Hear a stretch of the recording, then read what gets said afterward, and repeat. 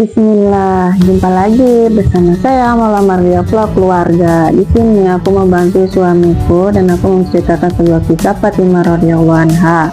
Beliau SAW juga melakukan pernikahan dan menikahkan anaknya Fatimah radhiyallahu anha.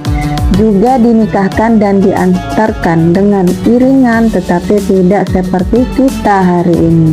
Sangat sederhana sekali, padahal ini pernikahan anak dari Nabi yang dimuliakan, penduduk langit dan bumi. Adakah wanita seperti beliau, Fatimah radhiyallahu anha, hari dunia ini? Di hari kiamat nanti, saat orang akan melewati Sirat, akan diumumkan tundukkan pandangan, Fatimah akan lewat ke arah sanalah aku ingin membawa saudara-saudariku. Saat orang berbondong-bondong menuju ke barat, dalam pasar di kampung terpencil hijab pun lepas. Kemanakah para wanita pendidik? Para ibu telah mati, rumah telah kosong, kita yang membakarnya dengan kabel dan pipi, dengan tangan kita sendiri. Saya katakan, jadikan anak-anak kita seperti Fatimah radhiyallahu anha. Bagaimana proses pernikahannya? Beliau dinikahkan di masjid. Selesai akad, sahabat Ali radhiyallahu anhu berkata, "Ya Rasulullah, Fatimah diberangkatkan ke rumah."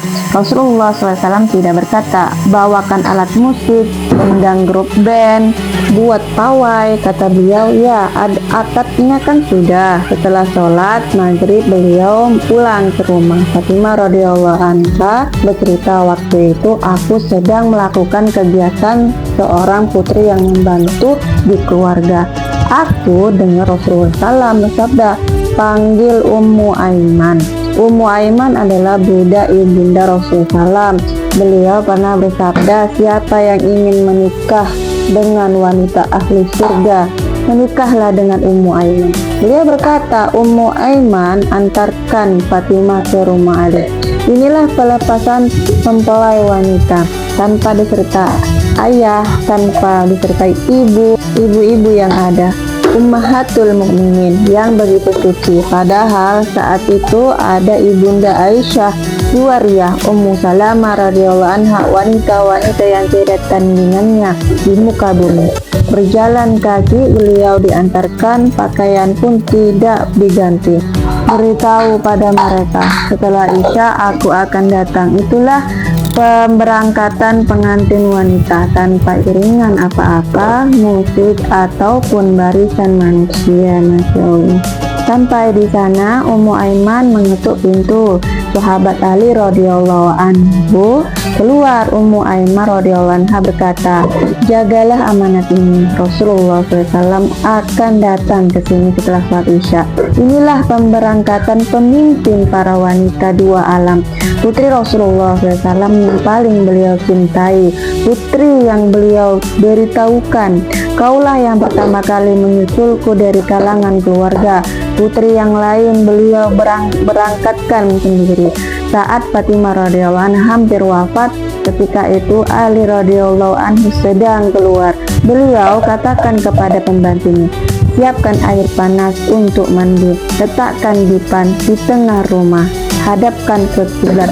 Setelah mandi beliau berbaring dan berpesan, "Sampaikan pada suamiku bahwa aku sudah mandi dengan baju ini, kuburkan aku sehari sebelum wafat." Beliau berkata pada Asma binti Umais, "Tolong usahakan supaya jenazahku nanti tidak terlihat bentuknya saat dibawa." Beliau tidak ingin menantinya. Ada yang mengatakan bahwa putri Nabi orangnya gemuk atau kurus atau cangkung atau pendek, padahal ruh telah lepas dari badan dan tidak ada aturan hukum untuknya. Itulah yang saya inginkan.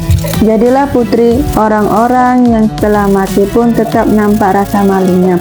Asma radhiyallahu anha menjawab, "Waktu hijrah di Ethiopia aku melihat bila wanita meninggal maka di atas ranjang untuk membawa jenazahnya diletakkan kayu melengkung dan diselimuti dengan kain seperti keranda di Indonesia, sehingga tidak diketahui bagaimana bentuk fisik jenazahnya." Sampai sini dulu. Assalamualaikum warahmatullahi wabarakatuh.